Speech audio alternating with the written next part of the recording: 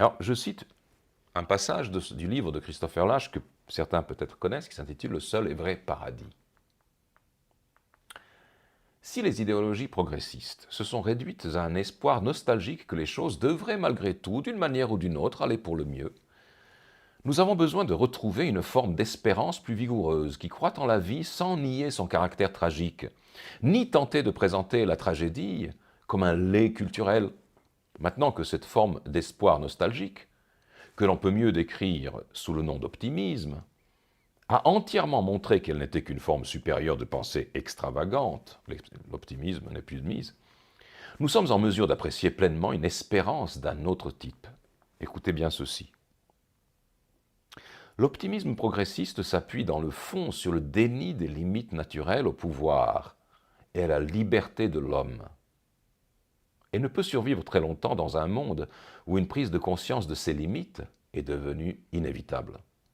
La disposition, justement décrite comme l'espérance, la confiance ou l'émerveillement, trois noms pour le même état de cœur et d'esprit, affirme au contraire la bonté de la vie face à ses limites. Elle ne peut être mise en difficulté par l'adversité. Dans les temps troublés qui nous attendent, nous en aurons bien plus besoin que par le passé. Donc maintenant, cet optimisme progressiste a conduit exactement à son contraire, c'est-à-dire à une politique du pire, à une destruction de tout. Donc il est absolument urgent de prendre conscience de ce que cette idéologie du progressisme optimiste était en train de nier, a passé son temps à nier, c'est-à-dire les limites naturelles du pouvoir et de la liberté de l'homme. Ce monde est fini, nos pouvoirs sont finis, nous ne serons pas Dieu, nous ne sommes pas Dieu, nous n'avons pas pouvoir et nous n'avons pas le droit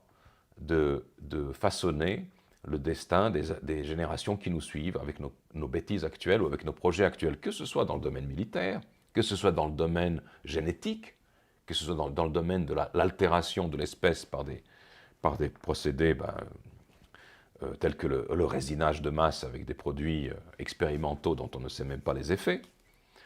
etc. Nous n'avons pas ce droit et nous devons le reconnaître. Mais à partir du moment où nous le reconnaissons, notre vision, la manière dont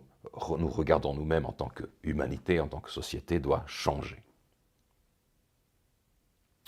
Et donc, nous n'avons plus les moyens, nous n'avons plus le temps, nous n'avons plus la marge d'erreur nécessaire pour rester dans l'optimisme progressiste. Ça ne veut pas dire qu'il faut être pessimiste, ça veut dire que, comme Christopher Lasch, il faut troquer l'optimisme pour l'espérance, l'émerveillement, l'arrêt devant la splendeur et le mystère de notre existence en dehors des outils qui prétendent l'augmenter,